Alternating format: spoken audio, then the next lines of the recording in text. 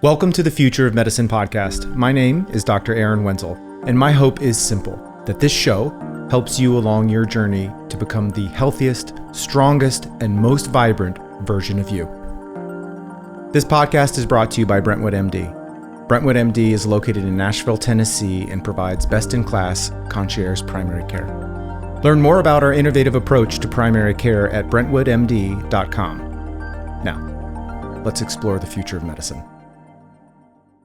Hey everybody, before we jump into this next episode I wanted to talk about, I was incredibly honored to be invited to be a keynote speaker to the Alliance Bernstein Philadelphia branch to help celebrate their 20th anniversary. Just an incredibly huge honor for me to be asked to do this in parallel with their longevity in that market and their successes and their relationships that they've established there, to also talk about longevity and how health and wealth really do represent kind of two sides of the same coin in terms of longevity.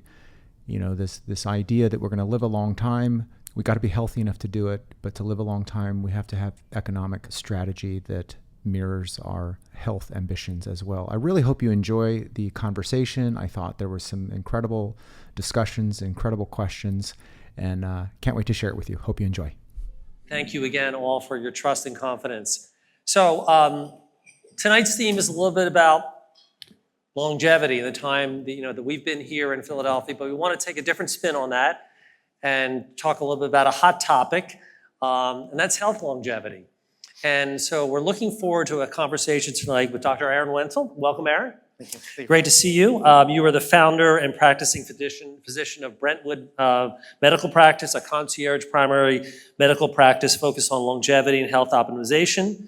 After school, you completed your family medicine residency at the University of Tennessee Health Center, where you also served as chief resident. You practiced emergency medicine for 13 years, including 5 years as the department chief, before pioneering a revolutionary approach to preventative health care. He is the author of 90 is the New 60. There'll be a copy of this for everyone. I'm pleased to hear that, by the way.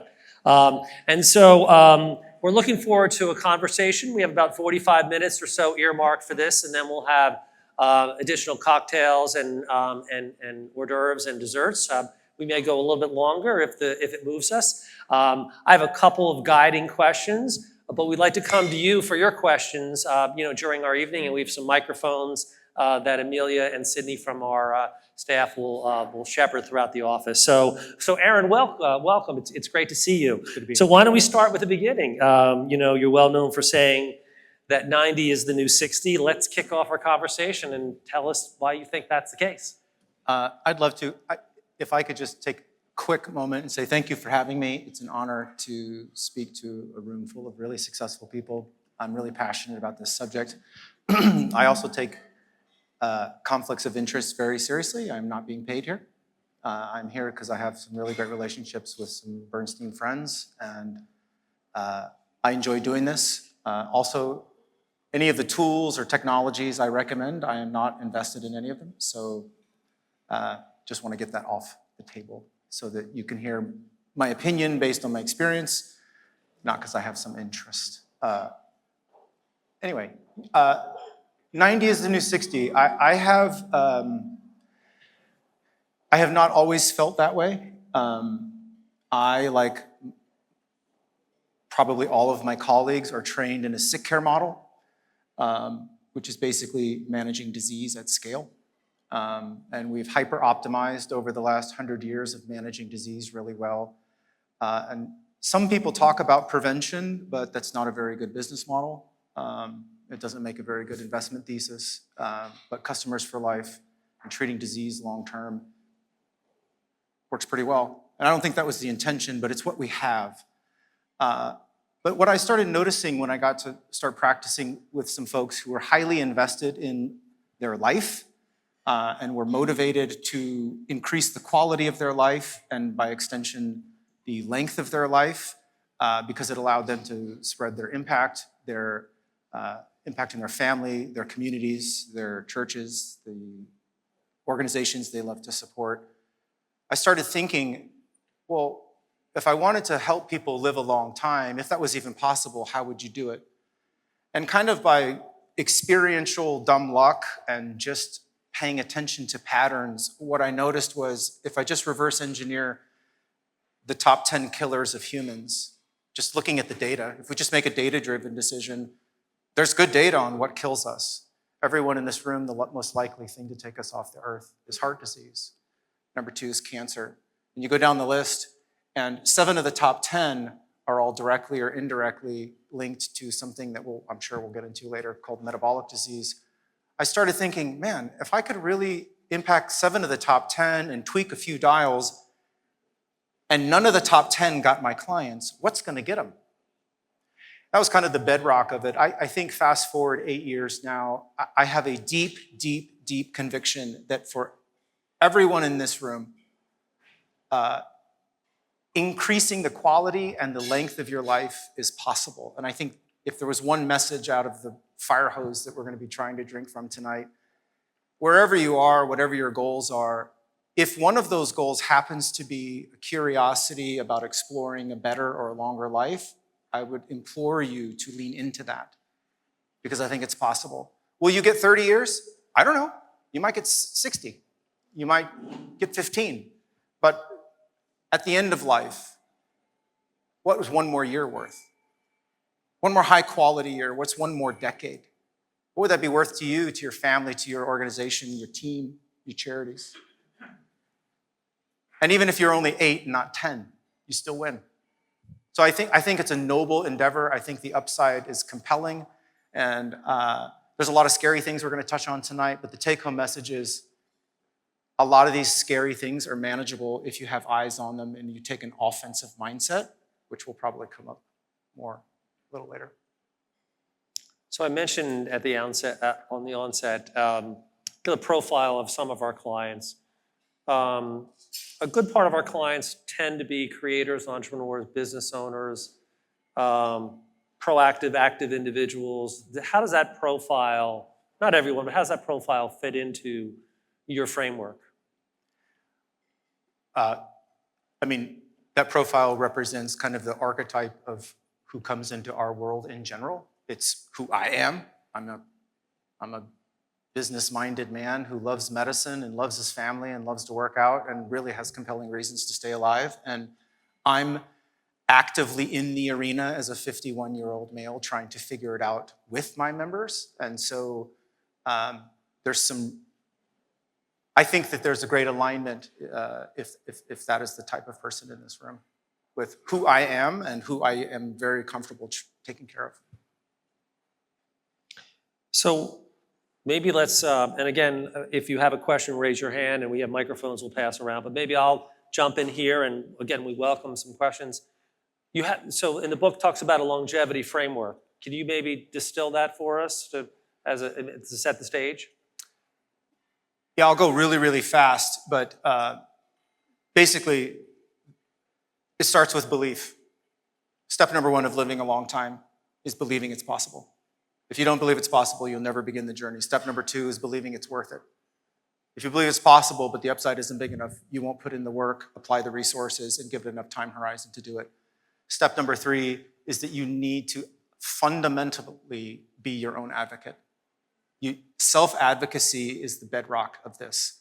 You have to be the loudest member of your band. Step number 3 is you have to find your team. How do you find your team? How do you know you have your team?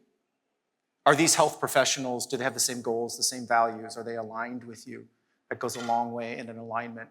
The next step is if you smoke, stop smoking immediately. There's no way around it. It's the number 1 cause of preventable death on the planet, and it's not close. Just stop smoking. Step number, whatever we're on, the next step is delay metabolic disease as long as possible, specifically insulin resistance or diabetes. You want as much margin between you and that disease as possible. It is the gateway disease on the planet. No disease will outpace diabetes worldwide over the next 20 years, and it is fueling heart disease, cancer, and probably, when it's all said and done, Alzheimer's dementia. There's a lot of smoke coming from a diabetes type 3 camp. that we've been really wrong for 25 years with Alzheimer's. Step next is identify what I call health multipliers. Quite simply, this is one unit of energy or effort into something, and you get some nonlinear response in result. Examples are prioritizing sleep, strength training, hormone optimization for people over 40 or 50, mindset, belief system, team. Like, these are health multipliers. They're nonlinear responses in return on effort, energy, and resource and time, and they help extract quality time on the back end. I don't know how many more we got. That's most of them. Well, can we just go drill down on the metabolic? Yeah. I guess the first thing you need to do is know your numbers, right? I mean, can you talk a little about where data comes in and then action from that? Yeah, I think the best way to address that question would be to give some context for the non or mildly scientific minded folks in the room. When I say metabolic disease, what I am talking about are diseases of metabolism. Well, then you say, well, what's metabolism? Metabolism is simply a term we use to describe the process a living being takes food in a non-usable form of energy, consumes it, and then creates usable energy. So this is all energy management. Metabolism is how we process non-usable to usable energy. And when we get metabolic dysregulation, inefficiencies in how our bodies take, use, and store and access this energy in different states of potential, we get metabolic disease. Classically, we have metabolic syndrome. This is truncal obesity, fatty liver disease, elevated fasting glucose, hypertension, obesity, elevated cholesterol. Sounds like 90% of every internal medicine and family medicine adult population practice. That's because metabolic disease is rampant in the United States in adults. Best estimates right now is that 75% of every single adult has some form of metabolic disease diagnosable. And I'm also saying that this is the gateway physiology to all the disease we want to avoid. This is a major, major, major thing. And my thesis is it's delayable. For some, if you're good enough at it and you do it early enough, it's preventable. And even if you have it, it's improvable. So although it's heavy and it's scary, the lining here is it can be better. And it's worth it to make it better. So in terms of knowing your numbers, first of all, it's having an understanding of what numbers. I mean, we all, in some form or fashion, run an organization, whether it's an organization of our home or an organization with hundreds of people. And we have optics. You can't look at everything. If everything's important by definition, nothing's important. That's why we call them a dashboard. It's why we call them KPIs in business. I call them KHIs, key health indicators. Everything cannot be essential. So it's really important to get clear on what metrics matter the most and lean into those. I outline them in the book if you're interested.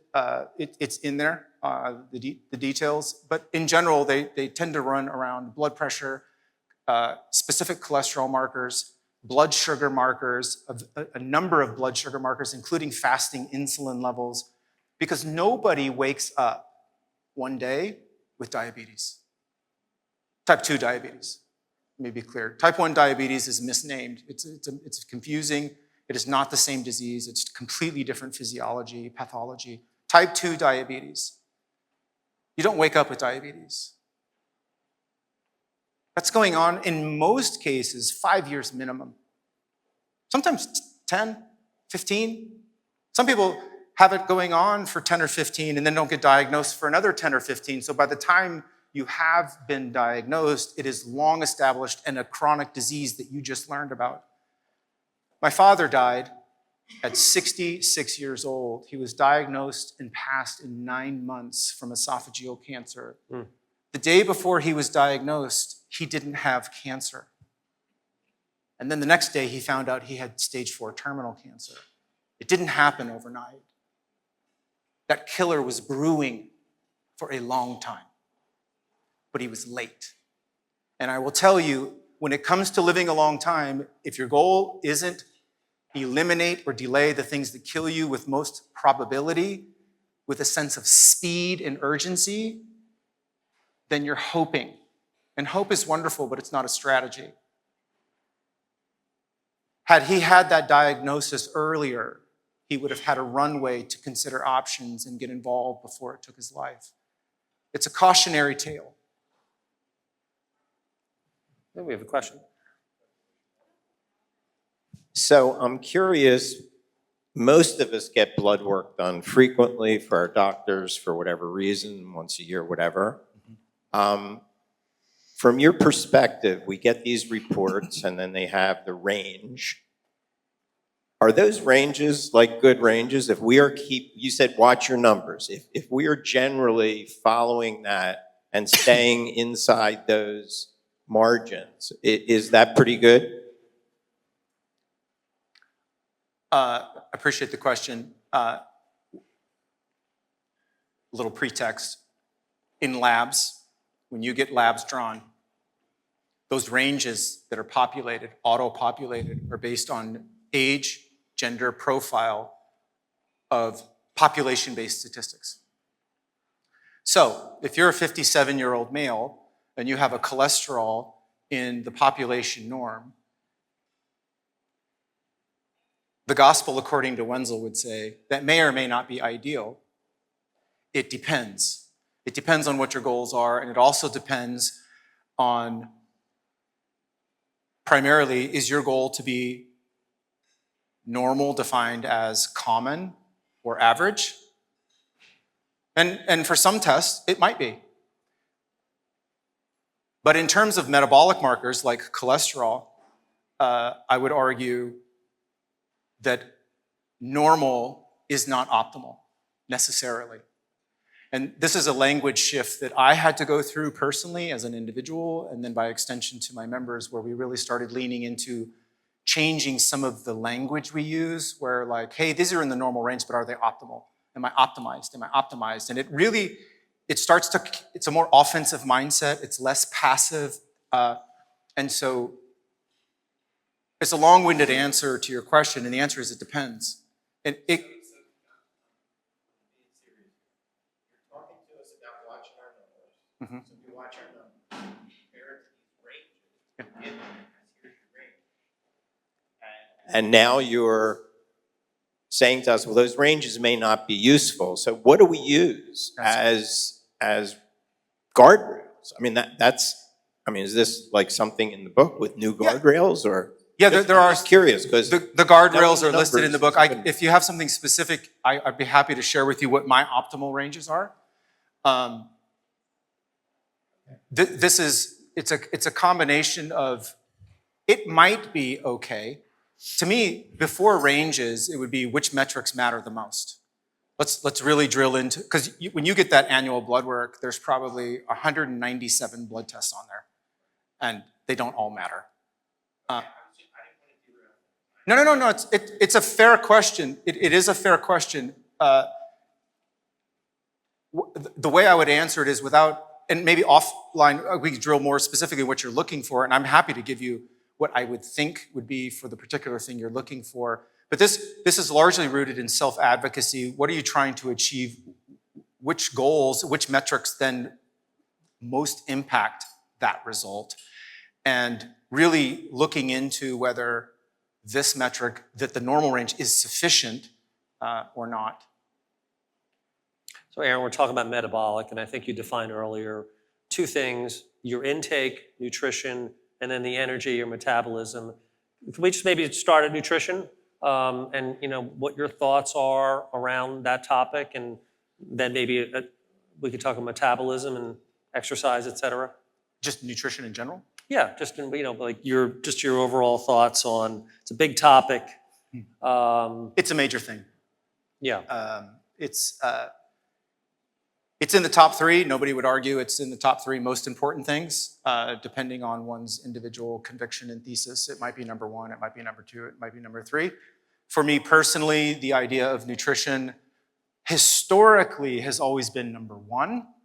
That has recently been challenged over the past 5 or 6 years. My personal opinion today, based on the cohort that I take care of, which sounds like a lot of you, my current belief is that about like a 51-49, I think sleep trumps diet.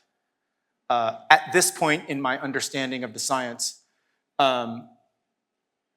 it tends to be the most predictably universal experiential suffering in a group of high drive entrepreneurs is not being able to turn off your brain, and sleep quality and quantity is not there.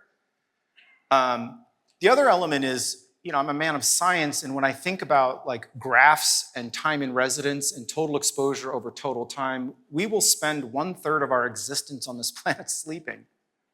Like, think about it. I don't know how it can't be the most important thing just from a time in residence standpoint. It doesn't mean diet isn't important. It just means it's coming in like a photo finish second, and strength training is probably got to go to the booth to call between the two. Those three are clearly the primary drivers of health.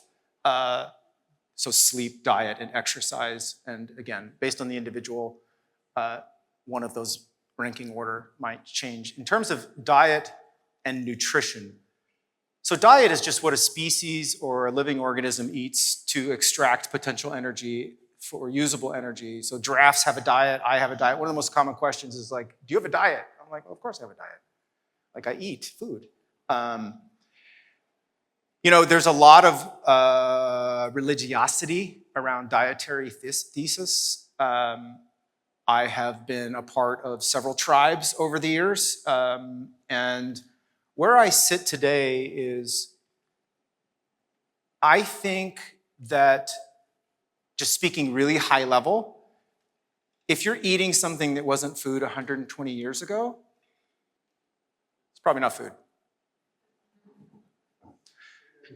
If you're eating food that's newer than 120 years ago, if it wasn't food in 1900 and you're eating it, it's being sold to you as food and you're eating it, it's probably not food.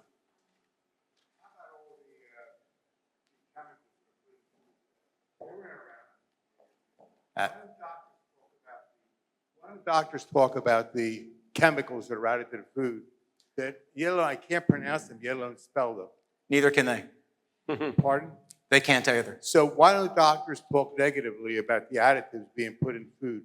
Red Diver talking about recently about being disallowed in California, but you hardly ever hear a medical professional talk about the diets that we all eat. I talk about it every day. Personally, I think a lot of our cancers come from these unnatural type ingredients that we put into our bodies. Mm-hmm. Certainly a new variable that's contributing. Yeah, I mean, generally highly processed foods are a bad idea. No question. The additives. Yeah, and when you process food, you add chemicals and you add new molecular compounds that we're not designed to process. And so generally, eat real food. Single ingredient whole foods is generally, most people will be safe. If you want an apple, eat an apple, stay away from apple juice, right? So like, the more single ingredient, when we look at these historical cultures of thousands of years, when we look at their main staples, they use 5 to 7 single ingredients to make 90% of their food.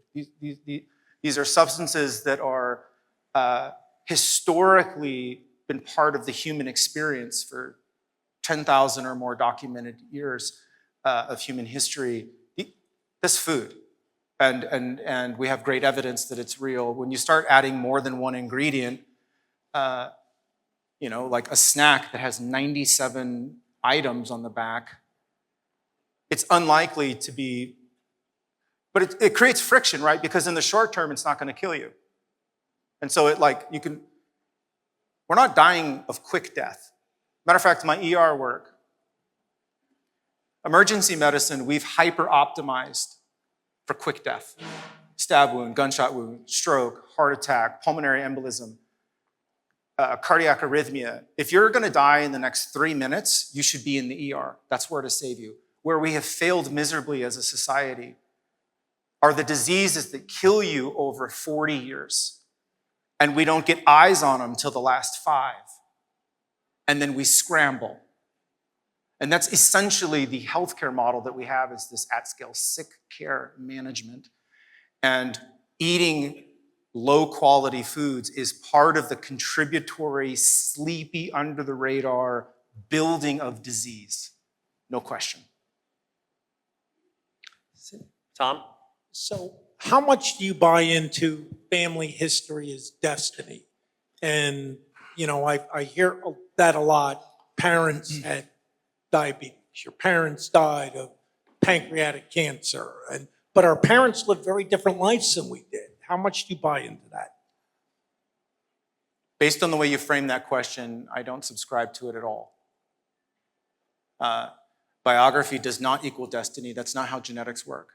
There are some genetic disorders that your biography had nothing to do with it, but you had an inheritable trait and you died young. Non-sustainable genetics, you die in utero or you die quickly, post-birth. Other than that, and outside of a handful of very, very well-known cystic fibrosis, things that are inheritable that I teach my people to think about genetics. In some camps, they get way too much credit. In other camps, people blow it off too much. And again, the scientific process to prove causation is very difficult. It's very, very difficult. Basically like smoking, don't do that. But everything, there's some exceptions. But that requires a lot of thinking, and it requires emotional and intellectual humility, which is kind of hard to run by. I teach genetics as, it's not a perfect illustration, but I think it really gets people thinking in the right direction. I would think about a room. If your genetics are a room and there's a light switch, that light switch doesn't absolutely mean the light's gonna come on. It has to be turned on. In science, we call it the two-hit hypothesis. There's a guy named Dr. Knoll, and they call it the Knoll two-hit hypothesis. And basically, there has to be some sort of environmental or behavioral trigger to turn on the predisposition.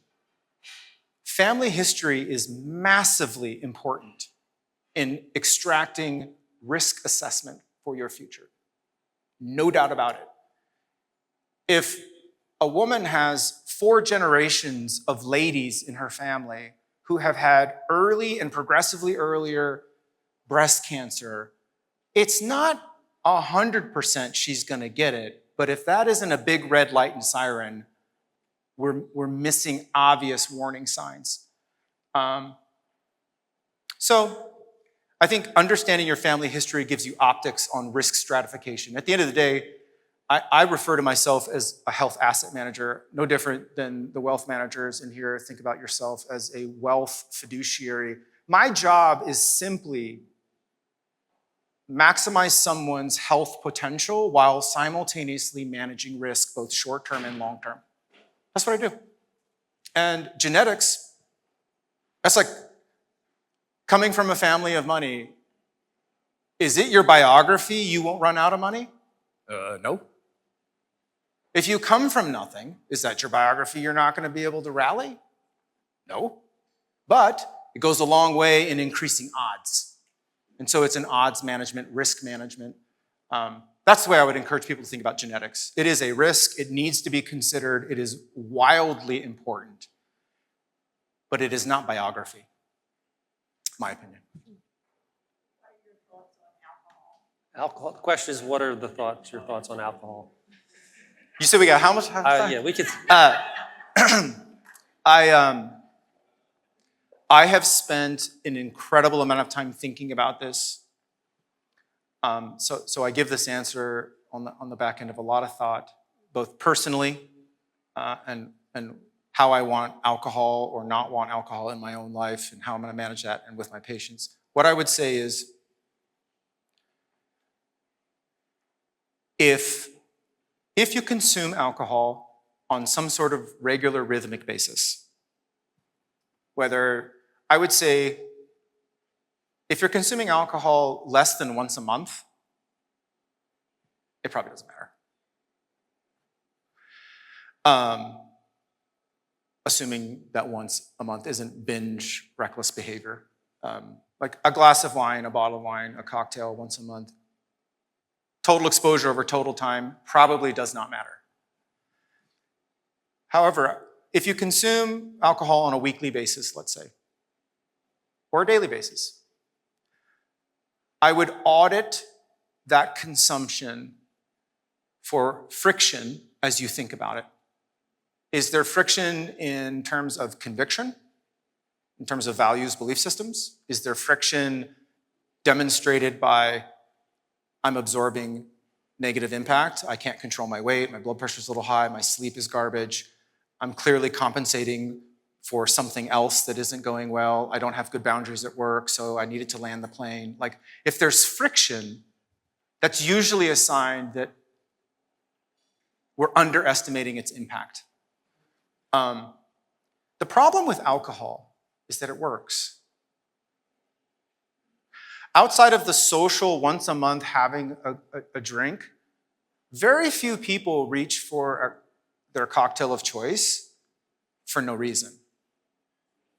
We're trying to get from a less ideal state to a perceived better ideal state, oftentimes more a relaxed state.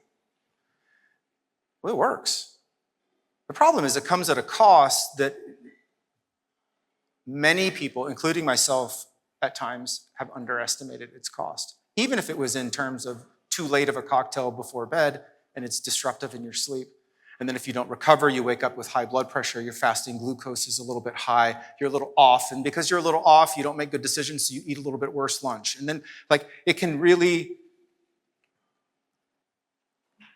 it is something that should be audited. If it's not creating friction, scientifically, there's plenty of epidemiologic data that people live a long time and have a very, like, quality of life metrics. They're very, very happy, and they're daily wine drinkers. There's no friction. What I will say is that from a, like, outside of landing the plane or relaxing or whatever the reason is to drink, there's zero nutritional redeeming value. Like, none. It's a toxin. And it's processed as a toxin. That's why if you have more than 2 drinks in an hour, you start feeling a little looser. That's what the looseness is the toxic metabolic buildup. So I'm not going to say it's bad or it's right or it's wrong. I'll just say it works really well for why most people consume it. And it's a really, really slippery slope. And many people can manage it well and don't seem to absorb any negative impact. But if it is an area of your life that is creating friction for you, I think it's worth exploring. What are your thoughts about all the new GLP-1 drugs for the treatment of diabetes, pre-diabetes, and obesity? I'm glad you asked that question.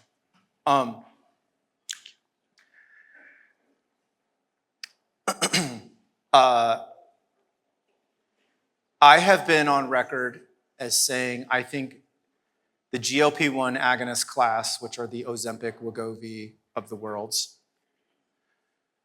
the discovery of that molecule might go down historically as one of the most significant pharmaceutical discoveries since penicillin. That's my belief. I could be proven wildly wrong. It's still early. What I can tell you is, as a guy who believes if I could wave a magic wand to the universe for all of humanity, I would eliminate metabolic disease. It would be my gift to the universe, gift to the world, gift to all of mankind. We are losing horrifically to metabolic disease on this planet. and it is increasing in intensity and velocity and negative impact. This drug class, without going into the biochemistry, is a blowtorch to metabolic disease. We have never, ever, outside of potentially going on an island and having all the access to fresh water and daily vitamins every day and no food for 30 to 90 days, depending on how sick you are with metabolic disease, there's nothing that we've even remotely come close to fantasizing about that can correct the metabolic disease. Does that mean it's perfect? Nope. Does it mean it has unknown risk? Yep. Does it have known risk? Yep. Does it have rough side effect profiles that a lot of people can't tolerate? Yep. Are there people who use it and create supply chain issues because they don't need it? Yeah. There's a dark side to everything, but the scientific discovery of it, I am incredibly bullish. While I'm on the topic, I actually think I think they already actually have been lapped by the combo drugs, which are the GLP-1 and GIP, the combo peptides, like the tirzepatide, Zepbound, Mounjaros of the world. Back-to-back studies, independent of each other, are showing far superior and better tolerated drug profiles. In several of these talks in the past, I've talked about them. They come up from an investment thesis because people who pay attention to pharmaceutical investments, I mean, people are talking using language like $1 trillion singular drug. Like, I'm not a mathematician, but I know simple math. That's a big number. And like, it's the strongest tool we have for the most significant disease on the planet. And for that, I'm incredibly grateful that net, on average, if you have evidence of metabolic disease, it's something that should be considered thoughtfully with your team. And you may choose not to do it, but I wouldn't dismiss it necessarily. Can I just follow up on the GLP-1? So I guess most commonly it was first introduced to hasten weight loss, stunt appetites, but I'm hearing more and more that people are taking microdoses more as like a statin or preventative. Is that where you see it going? Can you comment on that? I think that it is, it feels something like 2003, 2004, when I realized the internet wasn't a fad. It feels similar. The internet was stupid in 95, 96, 97. Like, I was like, this is dumb. It's slow. No one's gonna ever replace face-to-face. And then all of a sudden, Google ads. Oh, this internet is kind of interesting. There's no telling where this is going. We're talking about weight loss and metabolic markers just a second ago, but all of my cardiology friends who there hasn't been anything better than Lipitor. You know, it's like everybody gets Lipitor. They're now putting their cardiac patients who do not have diabetes, they're recommending, because the cardiovascular literature is so profoundly strong. And we just don't see this. Part of it is it's so good. Part of it is so much of the world is on it. We're accelerating the volume of patient data very quickly. There's never been a drug more widely adopted. Like the closest thing probably was Viagra back in the day. I mean, this is like orders of magnitude more. The world is using this and we're getting a lot of data. There's incredibly stout cardiovascular data, and it makes sense to me because of the way it works against metabolic disease, and I would argue cardiac disease is just a manifestation of metabolic disease. Like, there's probably going to be literature saying it's going to prevent Alzheimer's. If the thesis is Alzheimer's is just diabetes 3 at the level of the brain, insulin resistance at the brain, stay tuned.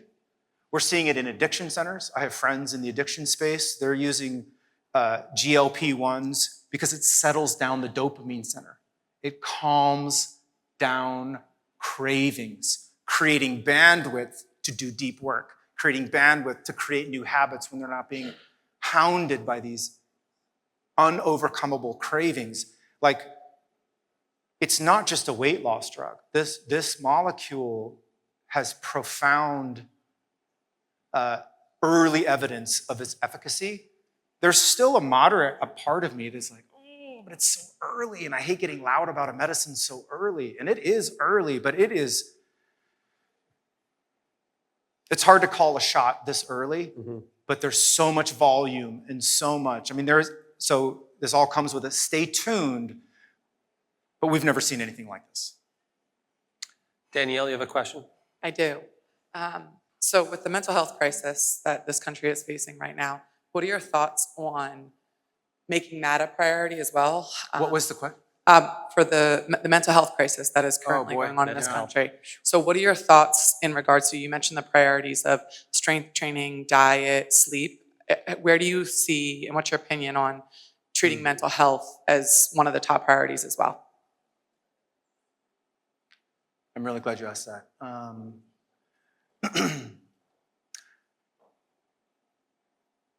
I think happiness and joy is the most underrated emotion all time.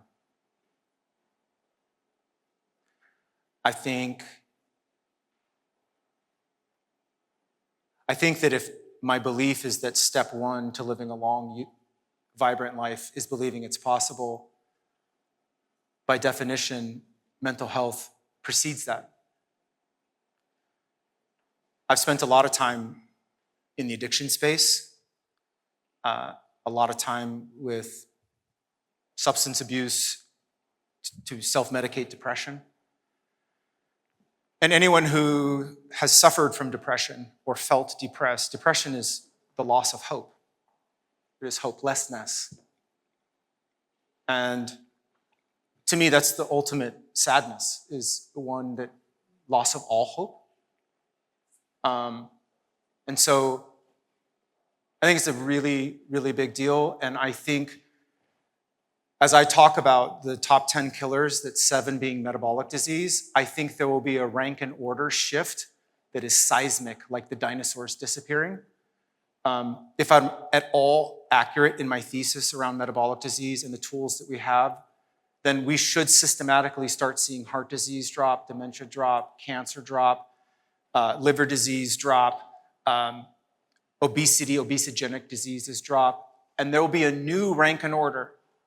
And I've had conversations offline with some of my friends who spend a lot of time thinking about the next 50 years on comprehensively. And what's interesting is in those private conversations, there will be a new enemy number one that's not metabolic disease eventually, and it will be mental health. And as being a human becomes easier and easier and easier, by the way, it's with all this like scary, for the history of humanity, it has been hard. Like life expectancy in 1950 was in the early 40s. Now, it's skewed because there's world wars, but infant mortality, the fact that we're talking about, on average, if you live to 60 right now, 60, and you don't have known heart disease or known cancer, you have a 90% chance of hitting 90. What? Life expectancy in the late 1800s was well below 50. Now, there's people who lived longer, but it was hard. You didn't have penicillin, you died of a trivial infection, you had a neighbor who wanted your goat, and you punched him, and then he shot you, and then it was like, you go to the Roman Empire, through the Bronze Age, all the way through the Roman Empire, the life expectancies went from like 19 to 24. And it's heavily skewed because they didn't include females until, I think it was the mid-1800s, before women even made the data set, which is a whole other thing that we haven't talked about, like, which is like women and their health experience. But infant mortality was horrible. Like it was high risk to get pregnant. But they didn't go into the data. But even then, like you went to war at 15 to 24 and you died. And if you didn't die from a bullet, you died from influenza, or you died from an infection or pneumonia. The point is, we have, and that's where medicine came really to the forefront, hey, let's don't die from infection. Ooh, let's don't die from a gunshot wound. Let's don't die from a heart attack. So we've optimized the fast killers because we never had the luxury to live a long time. Chronic disease, if there was ever chronic disease, it was only royalty or the extremely wealthy because they had abundance. Humans have always had to manage scarcity at scale, outside of pockets of affluence. And what's happening now is there's more affluence across the board. The literacy, running water, the internet. I mean, we're probably a couple years away from global free Wi-Fi. Like, what kind of genius is that gonna unlock? You know, who's sitting in a basement in Dubai that is gonna solve the water crisis with like one app and $100,000? It's gonna happen. And then all of a sudden, the data from people dying from waterborne cholera and like unthinkable diseases. So we're solving a lot of the solvable problems, which is allowing us to live longer, and we're solving for things that kill us quickly, which allow us to navigate and not die.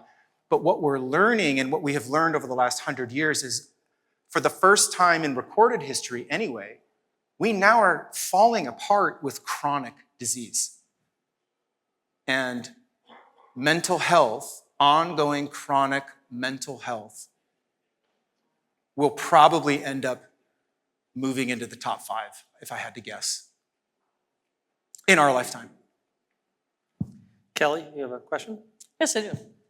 First off, Bernstein, thank you for the event. Appreciate it. Thank you. Love talking about metabolic health, other lots of champagne and cheese. It's taken a week off my life, but it was worth it. Now, but doctor, I have a question for you, Yes. and it will be multiple choice. Hey, what? It'll be multiple choice, Okay. and you only have 2 choices, Ooh, okay? sounds binary. Here's the scenario. You are planning a strategy for someone to maximize not only their lifespan, but their health span. Yep. Right? To live a high quality life, not Long just time. long, but Yep. quality. Yep. And there's only 2 strategies that you can employ. I like this. Choice A is high quality diet, right? Mhm. Maximum nutrition, no alcohol, however you define excellence in diet and nutrition. That's A.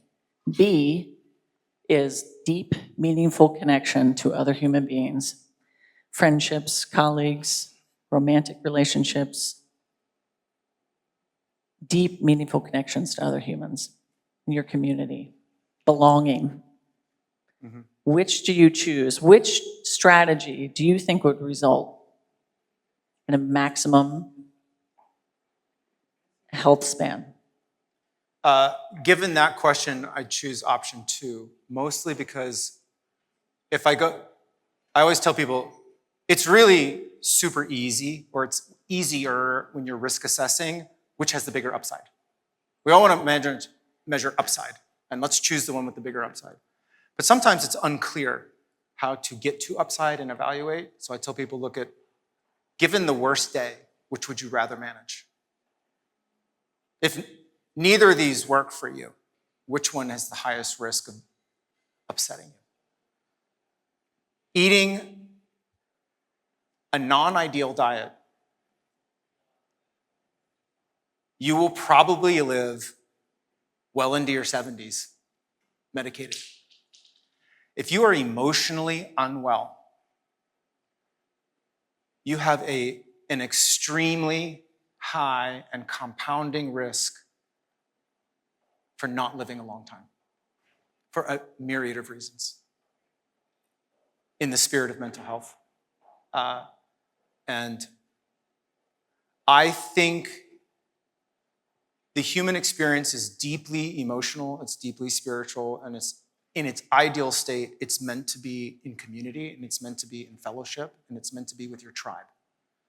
Your tribe being people who share your belief systems, your values, your goals, to be uplifted, to be supported, to share each other's burdens. Humans decompensate in isolation.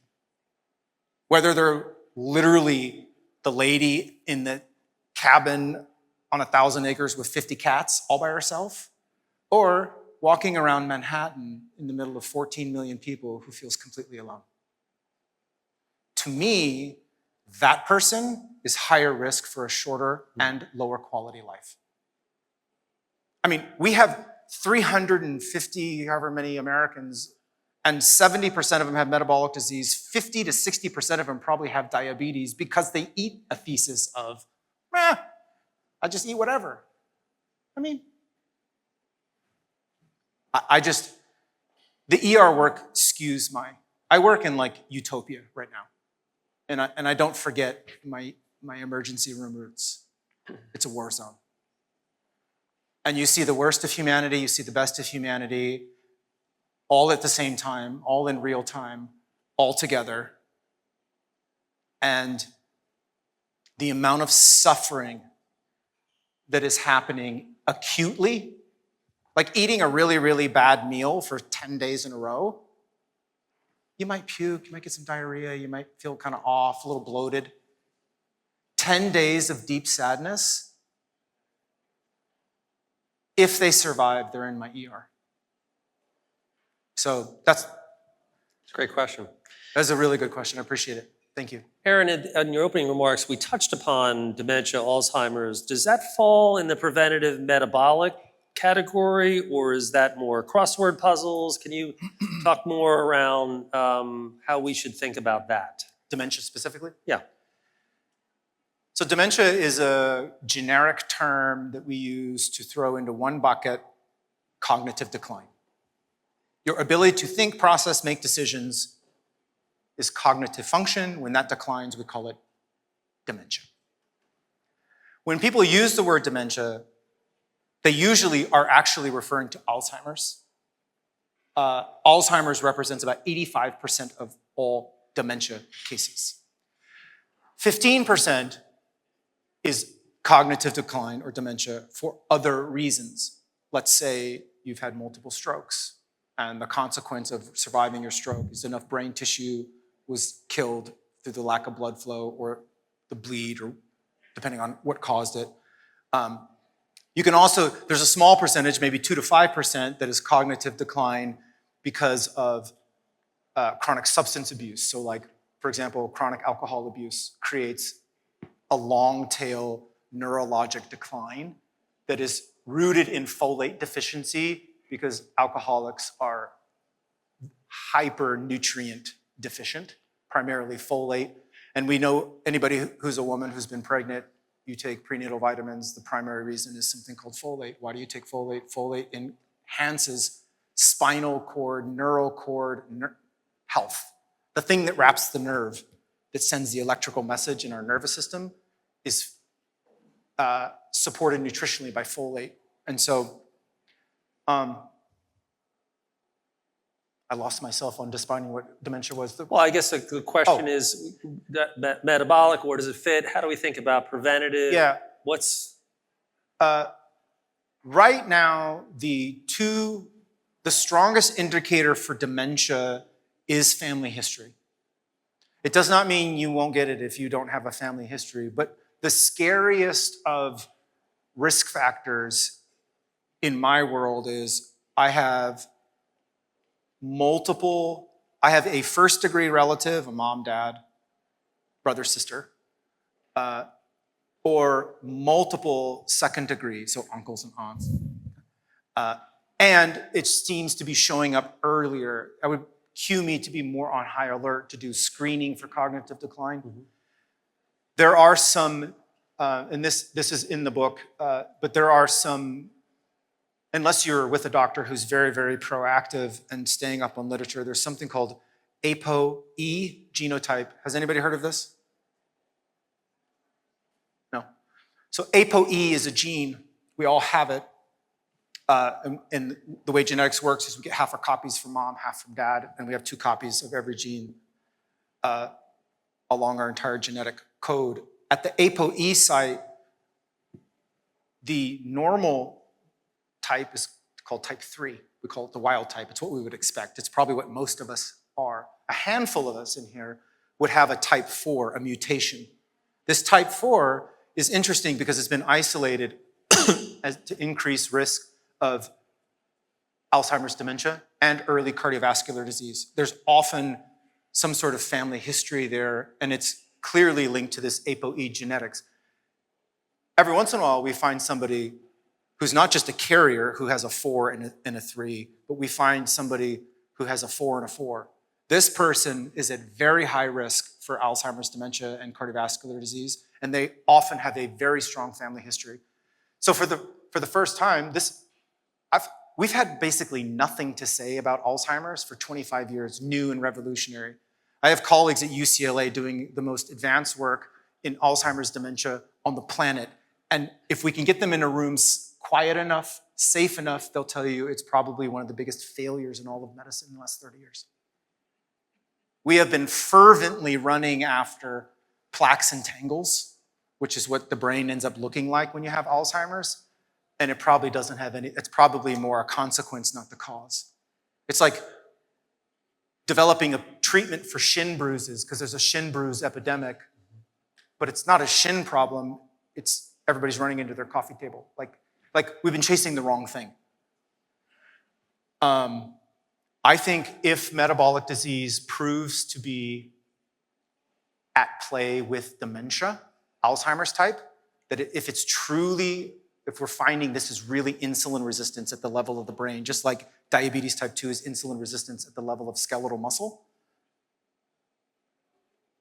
then tools and strategies that treat metabolic disease not only will lower your risk for diabetes, heart disease, also dementia. This is what we call health multipliers. Mm-hmm. And what I find experientially is that if you find a true health multiplier, stay tuned because it's probably not the end of the story. These things tend to compound like a really good investment, like a really good business idea, like a really good employee. They just continue to expand their capabilities. And I see that in the health experience. Well, Dr. Aaron Wenzel, we are up on our time. So I want to thank you very much for the conversation today. And the great questions. You will be here for the next hour or so while we continue to gather, and people can make their own decision on dessert or wine afterwards. You should. But maybe before we close, everyone will be getting a copy of the book. How can we all continue the conversation with you? Are there newsletters, websites, YouTube, publications? All of those things. My business is Brentwood MD, brentwoodmd.com. You can sign on newsletter if you want. I have a podcast called The Future of Medicine on iTunes and Spotify.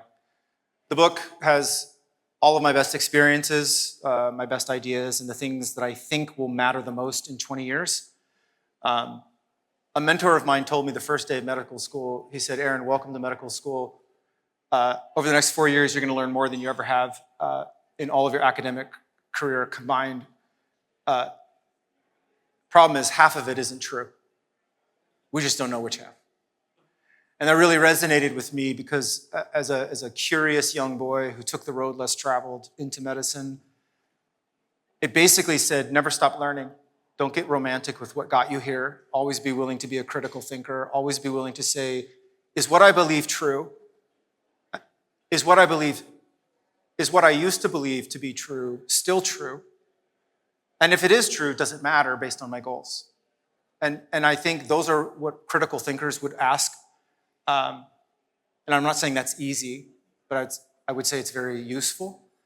And if I would just leave with one remark, I hope that everyone in this room has a sense of curiosity about how maybe they could make one singular decision that might improve the quality of their life or the length of their life or both by making an incremental commitment of time, energy, resources, attention. Nothing I'm talking about requires, unless you're late and don't have runway, does not require radical transformation. It requires a spirit of curiosity, humility, asking, advocacy, testing, and refining over time, iterating. Everybody in this room is successful. I assume you have successful portfolios. I also probably, with about 98% certainty, know that that ain't the portfolio that you started with. It refined over time. You change, you update, your risk assessment change, threats, inputs change, goals change, time horizons change. I would say just apply what you've done. If you've got a successful business or a successful marriage or a successful family, apply the principles that you use to gain success in those arenas to your health, and you will be glad that you did. Because you didn't do anything magical in your marriage to make it work. You showed up every day. If you don't stop doing what you did to get your spouse, you probably won't lose them. You don't wake up one day and have a wonderful relationship with your adult children. It's incremental investments when no one is watching. It's not glorious work, but it pays dividends. That's a multiplier. Same thing with your health. Figure out your sleep. Figure out the diet that's right for you. Figure out the things that you're trying to achieve. Figure out the dashboard and the metrics that will mean the most to manage that. And if you don't have your provider or your team, go find them. I think that's, other than being your own advocate and really going after this, I think ensuring you have the right team. Do you have a trainer? Do you need a trainer? Do you need a therapist? Do you have a therapist? Do you have the right primary care doc? You are in charge. This is your only lap around the track. And although time is one of the most important things we have, I would argue time without health isn't all that valuable. My ambition and my hope for you is that you somehow capture elements that will increase both time and health, which is health span, not just lifespan, but quality of, push that graph up and to the right and die in your sleep at 117. That sounds ideal. And it's a real privilege and an honor to talk to you all. I'll be around if you guys have questions. Thank you, Dr. Lenz. Thank you. Yeah, it's good. Thank you.